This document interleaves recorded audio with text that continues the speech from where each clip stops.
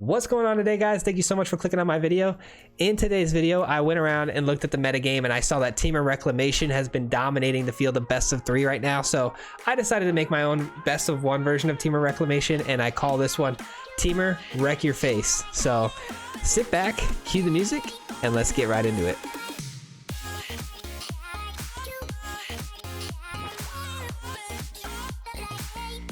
What's going on today, guys? Thank you so much for clicking on my video. Today we have a fun one, and I know I say that all the time, but this one truly is a lot of fun. A lot of big stompy creatures to just run through your opponent with. So before we jump into this video and talk about the deck list and why we run the certain cards we do, get into the gameplay. If you're not already subscribed to the channel, be sure to do so, because we do post videos every single Monday for you guys, and then we try to pump out a second video throughout the week somewhere for you. I believe this one's going to be going up Wednesday, but be sure to subscribe so you don't miss out on any future content.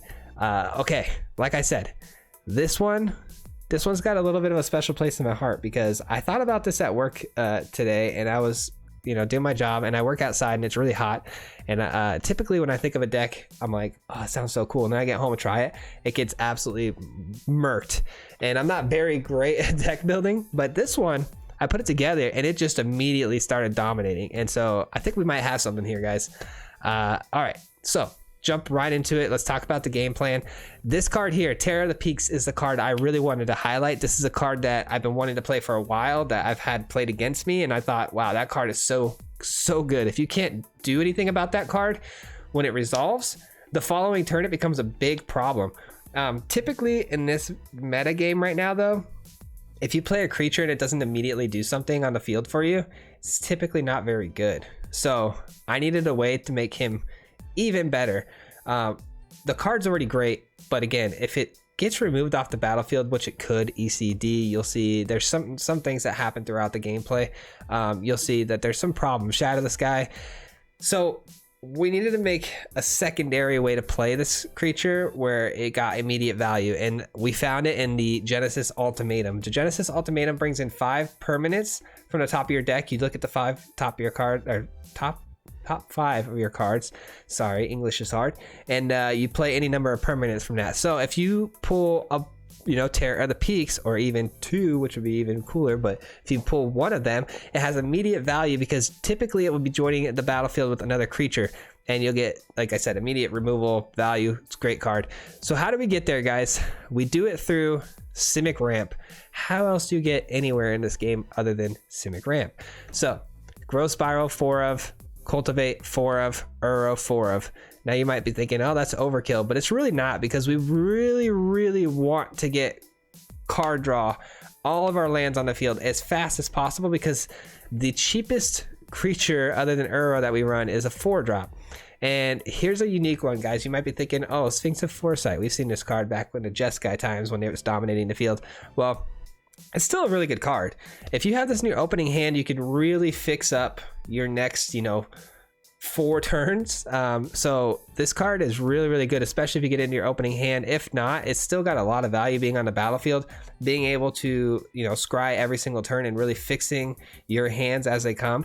It's a really good card, and you definitely want to run 4 of, so you can try to hit this at the beginning of a game so you can get your early scry. And then we have 4 Questing Beast. I had 3 of these, but I went ahead and upped it to 4, because I really do believe Questing Beast is going to be that one card where it's okay if he doesn't come down with the Terror of the Peaks and the Ultimatum combo that we want to hit. It's just a good card to really slow our opponent down. If we ramp into it with a Growth Spiral right off the gate, right out of the gate, and our opponents played Teferi or Narset, which they typically always do, you can just go straight face with the Questing Beast, kill that Planeswalker, and get ultimate value right away. So 4 Questing Beasts, 4 Sphinxes. Those are the 2 cards we really want to play regardless of the situation.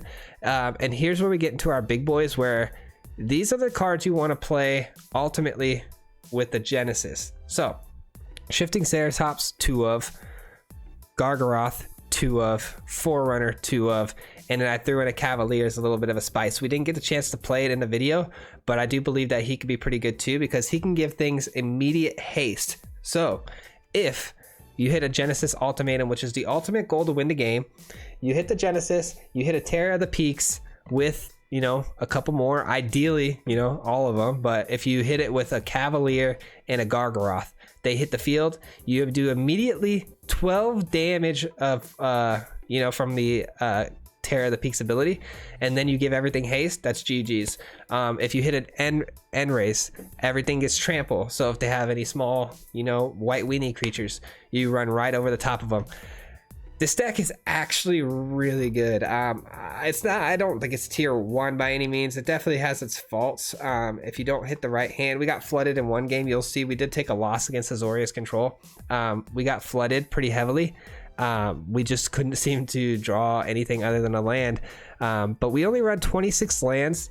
This right here is the land base. If you want to take a look at it, be sure to run at least 3 or 2 of each of these, because we do run Cultivate. I found that out in game 2. I was like, oh shoot, I was trying to play Cultivate, and I did, and I got 2 lands out of it, but then I was out of lands because I was running Fabled Passages and things like that. So try to be smart there with the lands.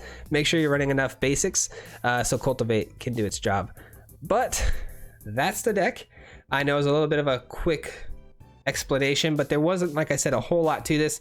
You're just trying to ramp up, drop down big creatures, smash your opponent's face. If that doesn't work, plan B.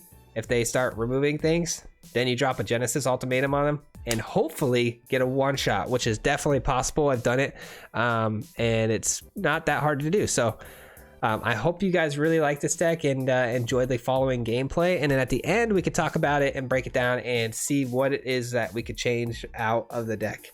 And we can hear from you guys in the comments. So thank you so much for watching. Enjoy the next few games. Appreciate you. Bye. Time for some Temur Wreck Your Face. Let's go. All right, we did play test this deck for 2 games just to really fine tune the numbers of creatures and stuff we had in it. And it feels pretty good. I can't lie. Got 2 wins with it already. Hopefully we keep that going. I wish I would have recorded last game. Last game was pretty sweet. We won with the ultimatum.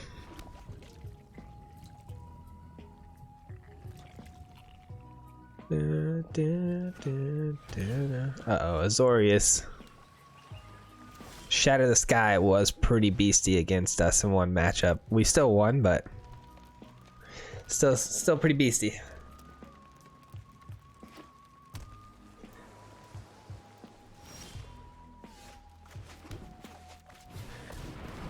Drop an Uro, get an extra land, and the ramping begins.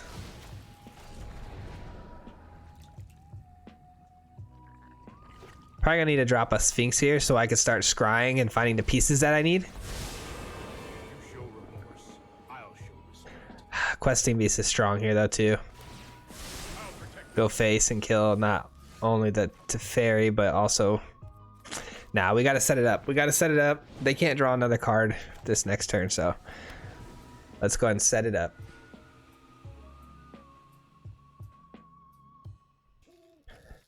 They're probably very confused why I'm running that. It's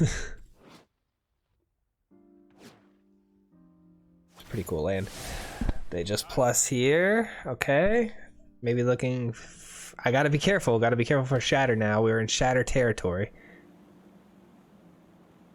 As long as I get to scry, we'll probably just swing in normally at the Teferi. They definitely shocked that land for a purpose. That has Shadow the Sky written all over it. Cultivate could be good, but yeah, I don't think we need any more ramping. I think we need to find some pieces now that we need. Let's go ahead and attack.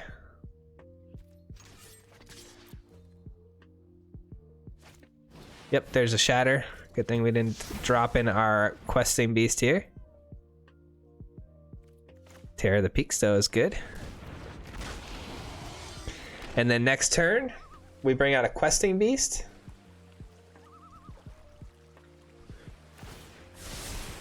I've got it.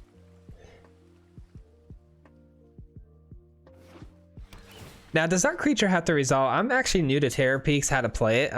Whenever another creature enters the battlefield under your control, so it does need to enter the battlefield. It's not whenever I cast. So it would have to resolve to get the damage. That's good to know, because if I play the Questing Beast and then they somehow bounce or shatter the peaks, just good to know. 2 cards in the graveyard for Uro, not great.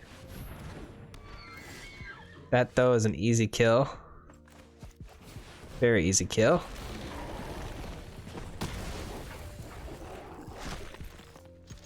Both go face because Questing Beast does damage to planeswalkers as well. Yeah, we'll see you later, Teferi.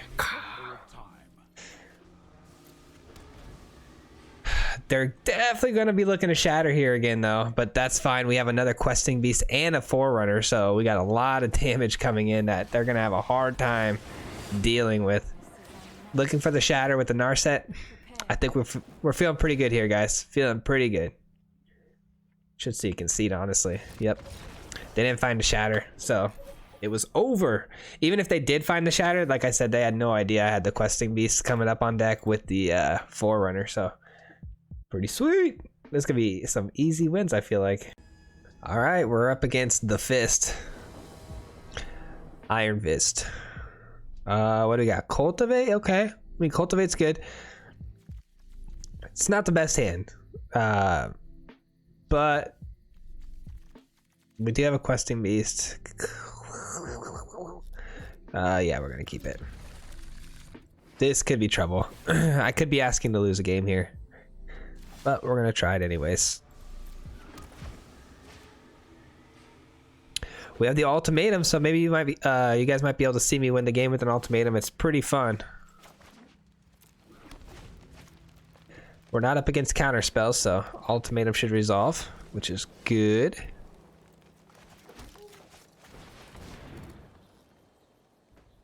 Yep. Ooh, I just realized my mana base is wrong. If I have Cultivate 4 ofs in my deck, I really need to have more basic lands. That's a big yikes. There might be a little bit of a quick change up.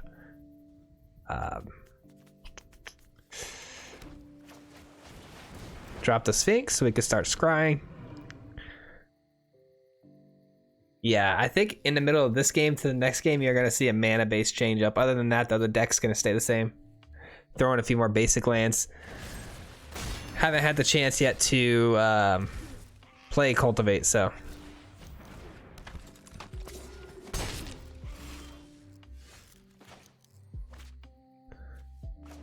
All right, I think we're just going to drop this, go Questing Beast. They can't block.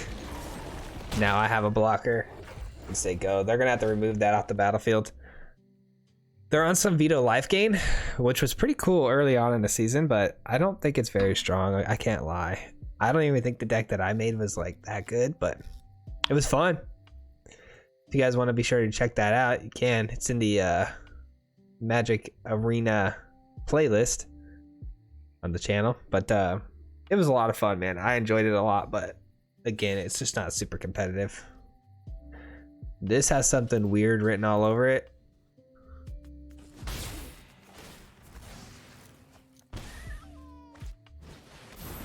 Okay, that makes sense.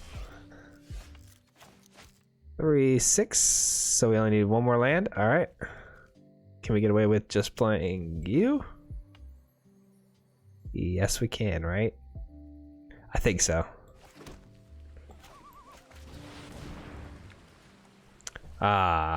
No Terror at the peak. That's unfortunate.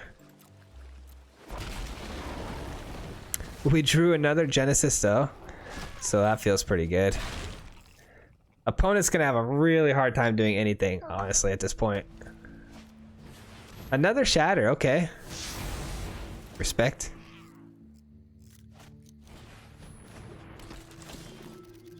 As soon as I find a Terror at the peak though, it's basically a one-shot. Let's see if we can do it. Really? Interesting. Interesting. We don't want that.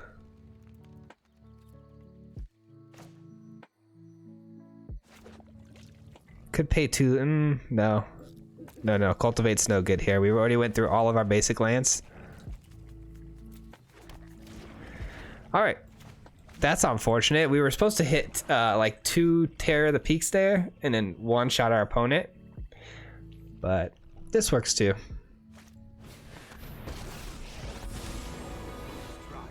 Sorin. Lifelink as long as creature play lifelink. Yep. Okay.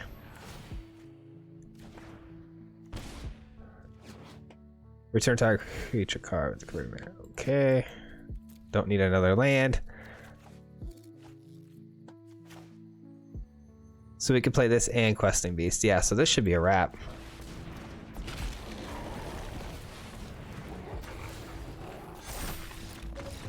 GG's. Yep, we had a lot of damage coming through that they couldn't stop. 12 unblockable and then 7 with the carryover ramp or trample. Big yikes. That was fun though. That was a good time. Let's go ahead and change up that mana base real quick and then we'll be back. All right, so we're back. And just in case there's any confusion, because my rank obviously changed, if the last game doesn't make the video, it's because we took a loss, but it was to a control deck that it was just taking a very long time to get there. So I wanted to make sure that we gave you guys some content to watch and not something that you had to, you know, sit through 20 minutes just to see me get wrecked. So we went ahead and conceded the last game at 15 minutes. It may or may not make the video. I'm not sure yet. So that's where we are. It was Azorius control. What are we up against here? Mono white? Yep. Okay. We might have a pretty good matchup here, I hope. We'll see. I don't know, actually. Mono white's pretty stacked. Mono white's pretty gross right now. 2 saviors. Okay. That's going to be hard to deal with.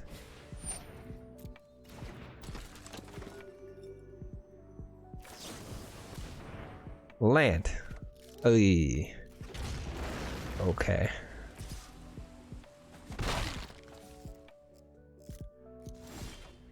Oh, come on, you're killing me.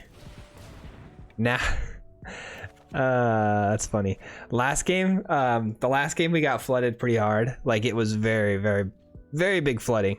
And it's just funny because now we're drawing all these big cards. At least we got a Cultivate. I mean, that's worth something here. Could pay 2 just to drop a creature to block with. I think that's what we'll do. This here will protect us from further, you know, little 1/1 drop damages. And then we'll Cultivate this next turn. Looking to, obviously, Ultimatum for the win. Got to keep our opponent off the life gain as much as possible because these Speakers of the Heavens, man, they do some damage once they hit 27 health. Very, very hard to deal with. We don't have any removal, so very hard to deal with. Questing Beasts will be able to mitigate a lot of that if they get close because they can't typically block with all these little creatures. So the Questing Beast can get in and do some damage.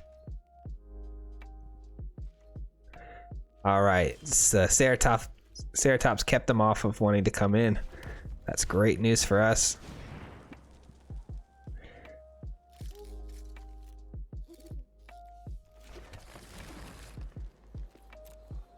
And let's see if we can't hold them off one more turn. Probably not. They're probably gonna end up start going wide on us.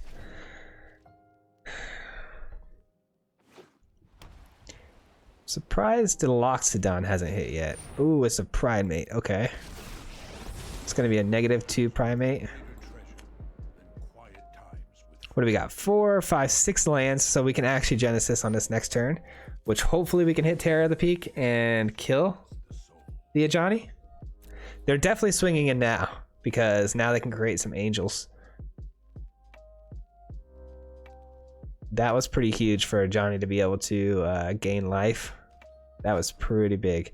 They don't swing in. Wow. Okay, they could have had a bunch of angels there. So that's really weird. My only concern with hitting this ultimatum is we could whiff. Like, I mean, we drew some beastie creatures here. I do still think it's worth it though to really dig through our deck here.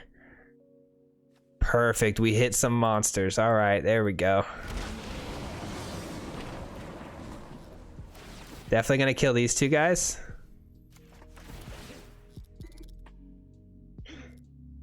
No.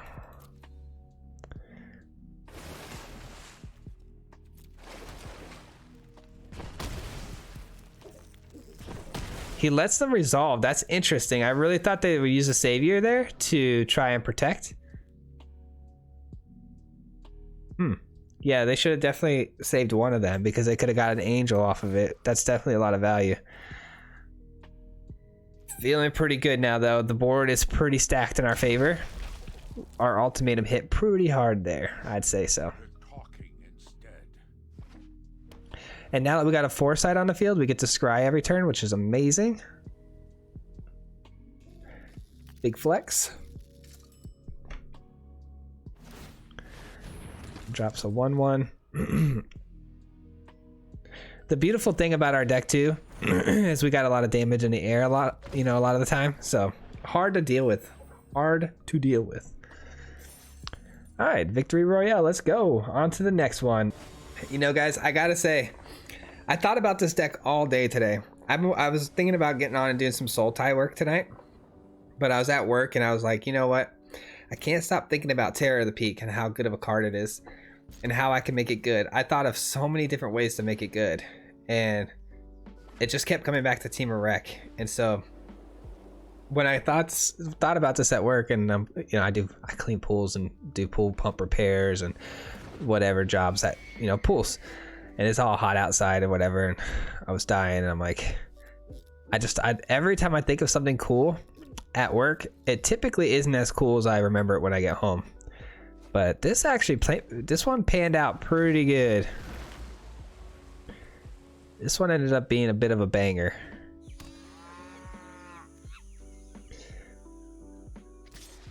I haven't seen anyone play the Animal Sanctuary yet. Put a 1/1 counter on target bird, cat, dog, goat. How much did that cost? Okay, basically 3 mana to play that. That's fair. I thought it was just a simple tap and you get that. I was gonna be like, wow, that's overpowered. I'm gonna growth spiral here into a nice scry, which feels good. And then we could drop a foresight, and then we'll have unlimited scry. We'll be able to block the healer hawk too, which is great.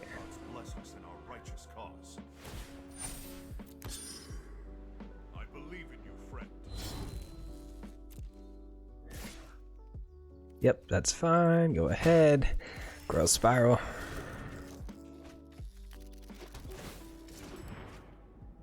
Uro. Probably pretty good. I'll take it. Again, we want to play Sphinx here. I was going to cultivate there, but we can cultivate next turn. I want to be able to continue scrying just to set up our ultimatum even better. Throw all of our lands at the bottom. Gonna need a few more, obviously, but this is gonna be nice too, like I said, because I can block the healer hawk, which is great. Gonna take 4 though from the Gideon. No need to block Gideon because the Gideon is indestructible. Gotta remember that. Made this indestructible just to get the life gain. That's fair. That's fair.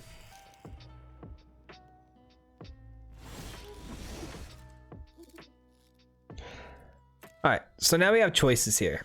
Now we have choices, and I don't like choices. Could play the Terror of the Peaks this turn. It'd be a pretty solid blocker. And then we could start playing things like Uro next turn, doing 6 damage and gaining 3 life. That seems pretty good. Or I could cultivate and really try to look into the Genesis. I think I'm gonna go the Terror of the Peaks direction though. I don't think either one is wrong, but I would like to have Terror of the Peaks on the field, especially if it's on the field and I can pull off the ultimatum. It's a little more greedy because we could lose him, but I don't know. Just feels right to me. Feels like that's the play. Oh, make sure that Gideon gets off the field as soon as possible, because that's the only thing really kind of making things tough here. Sphinx and the peak, man. Good combo. Seems like it's been working really, really well. Alright, well that makes things weird. A flying Cub Warden. That makes things real weird.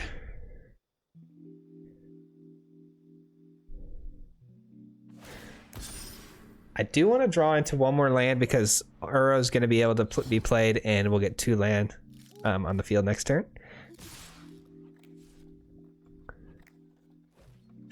Swings in with the Cub Warden. Is indestructible. So easy little block here, but they get some more life. We do hit a land. Beautiful. Alright, so if we play Uro, we're going to need to shock in one of these two. So keep that in mind. Kill you.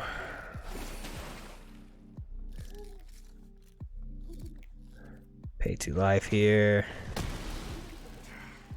Curse the darkness. Cultivate. Draw you and you.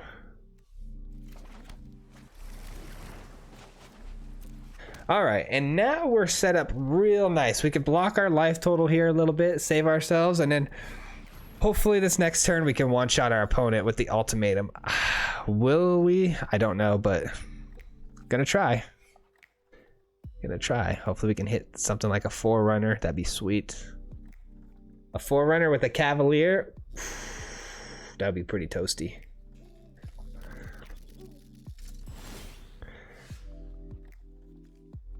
Questing Beast is solid, but that means we're not going to get him any ultimatum, and if we put him to the bottom, does us no good. So we'll take it. We'll take it. See what we hit here.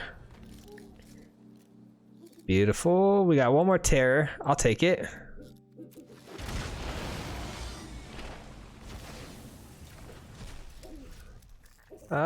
Kill the Cub Warden.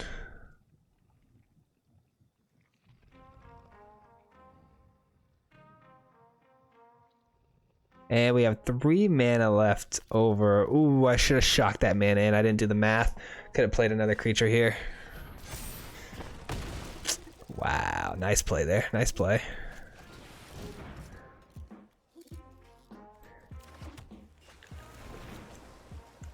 No attacks. Still protect our life total here. We're going to do a big play next turn. We're dropping a Shifting Ceratops, a Questing Beast. I think he's going to get real saucy. Honestly, as crappy as that is, that's still okay. We're fine because we got double terror. So what's going to happen is if we play Questing Beast, we deal 8 damage out. And then same with Ceratops, going to deal out 10.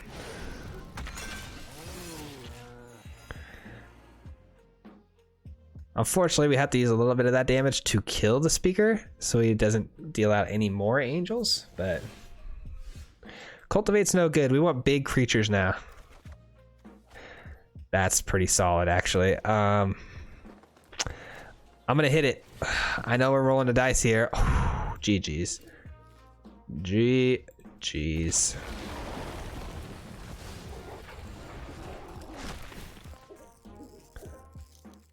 Okay, 4 goes here. The other 4 goes here. That's 7. It's gonna go here.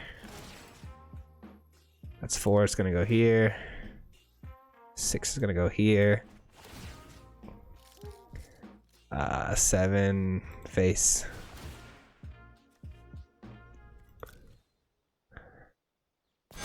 I hope I did that right.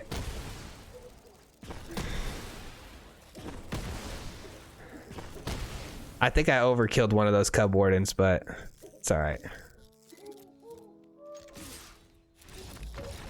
GG's. Yeah, they saw the writing on the wall. Oh man, once this double peaks out there, oh my goodness, it is just saucy as can be, man. GG's. We might run one more game, we'll see, but if not, we'll see you guys at the breakdown, okay? All right, so we got 2 Sphinx of Foresight in hand, which is amazing for Scry. So that's why I'm going to keep this. but having Cavalier in the peaks as well, not ideal. Not ideal at all. Too big of creatures in the hands. Submit. Don't need another one. Could use a Cultivate for sure. And Growth Spiral solid. Do it just like that. I think that's a good way to do it. Steam Vents out. Next turn. Forest. Growth Spiral. And then we Cultivate. And then we Cultivate. It's the first Civic colors I've seen so far. I don't know about you guys, but I always get a weird feeling when I see an older, like, or not older, actually, this is actually just Ikoria, or I'm sorry. Yeah, Ikoria. But anytime I see like a unique, like older style looking land, Civic Flash is typically what I end up seeing. And it looks like that might be the case here. Do we decline this? Probably, right? Yeah, let's decline it.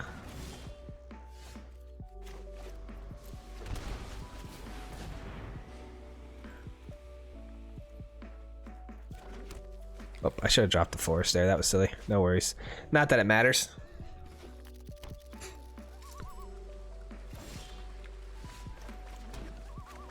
Let's drop the Sphinx so we can start scrying every turn. Yeah, this definitely looks like Civic Flash. Gonna be hard to deal with, I'm not gonna lie. Being that we play a lot of big creatures, gonna be kind of hard to keep up with all the counter spells. I'm surprised to see him running a Growth Spiral though.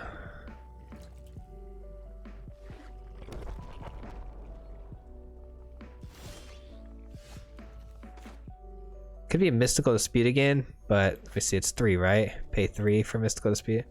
Yeah, so either way, this is gonna get countered.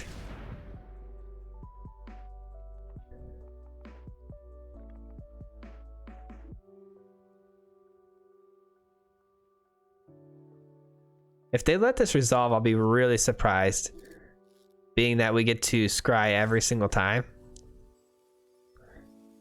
I'd be interested to see what they do here. Yeah, it's another Mystical Dispute. I thought so. Good news is they got to be running out of counters here soon. Their hand's getting a little thin here.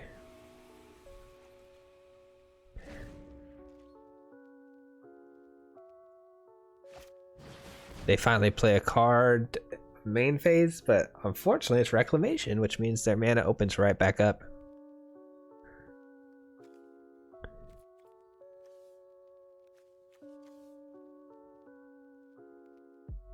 I think I'm gonna go Terror of the Peaks here. I feel like we've done a pretty good job of keeping them busy. They might be out of counter spells here.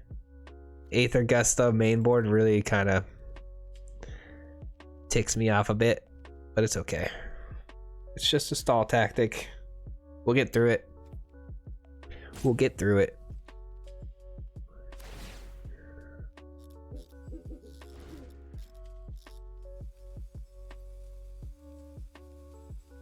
Opponent's really taking their time here. I don't know what they are waiting on. Another Sphinx. You know what? Sure. I didn't expect to draw that, so why not? And then we could Growth Spiral as well, which we could have done last turn if I had played that land prior to throwing the Sphinx out. So another counter spell though. Looks like probably going to be countered, which I'm happy to see again that it's not on any of these two. A third Mystical Dispute though, you know, that's it's enough to make anyone really kind of shake their head a bit. So we just played a Growth Spiral and we got stalled, which means they have another instant speed play, which means it's probably another counter spell. So who's up next? Who do we want to lose here? If I'm being honest, probably gonna throw down a Questing Beast. Cavalier of Flames isn't the strongest in this deck. I think it's probably the one card we could do without, but 6 damage comboed with the Terror of the Peaks. pretty solid. Could play Uro first though here and try to hit a no, we need double green. Uro's a really good one too to combo with the peaks because again there's 6 damage right there.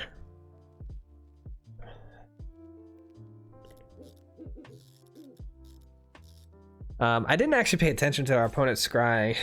You guys probably saw on the video, but I don't know if they put top or bottom. So that should make things pretty interesting. They let it resolve, so it's probably going to get Aether Gusted, I'm sure. Now I have a choice. Do I want to put it on the top or the bottom here? Probably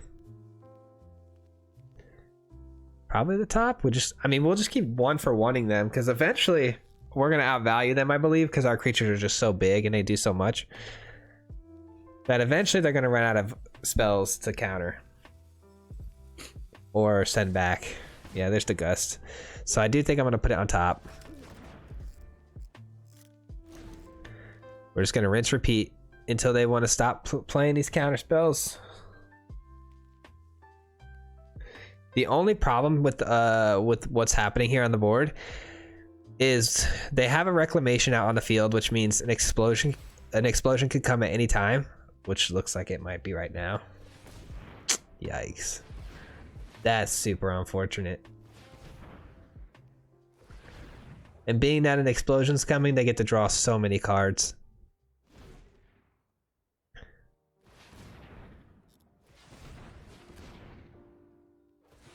They don't know about the QQ hotkey.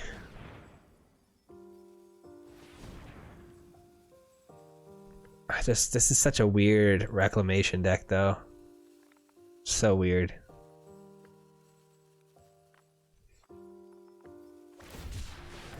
Oh, it's a shark. Okay. Honestly, I'm not mad at it. How much you want to bet I can make them block with this?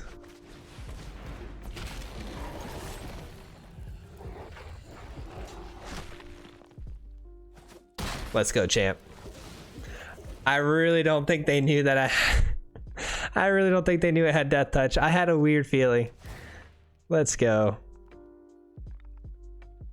Just something in my gut. The fact that they tapped each land individually, I'm like, these guys are so focused on tapping this land right that I don't even think they're gonna know that this is gonna have Death Touch. That was too funny.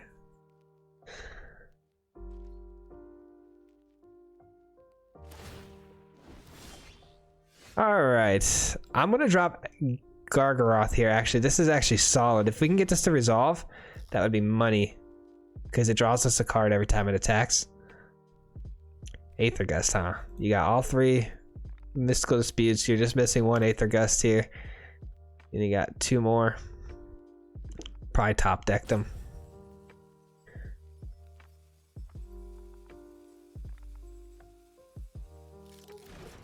It resolves. Let's go. But it's going to be Aether Gusted next turn.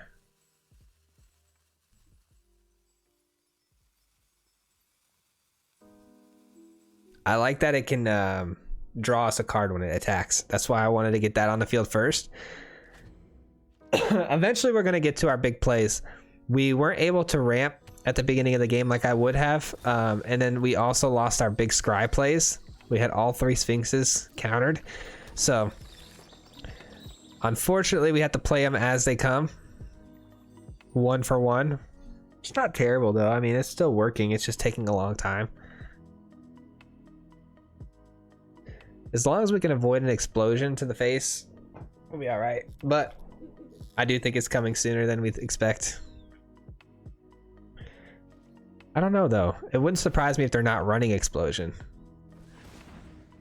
Oh, here we go. It's gonna be another big shark. Man. I really wish they would just QQ this, you know? For those of you who don't know what QQ is, if you tap on your keyboard QQ rapidly, it'll tap all your mana and it will try to do its best. Obviously it's Magic Arena, but it'll do its best to try to, you know, tap those colors accordingly. And typically you can be done with this process in an instant.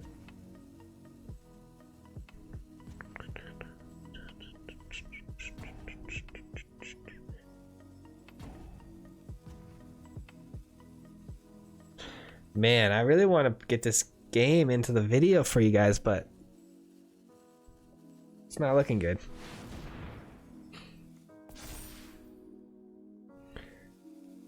They did all that just to get the blast zone up? That's weird.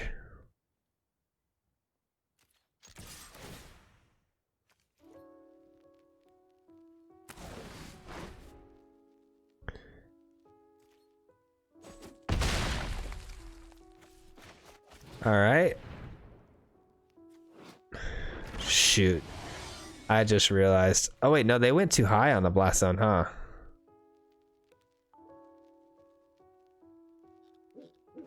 Wow, they messed up. They messed up. They put 6 blast zone counters on here. Wow, big yikes. They thought it might have been attack or a toughness or something like that. Yeah, they screwed up pretty bad here. Our opponent's really misplaying this game out.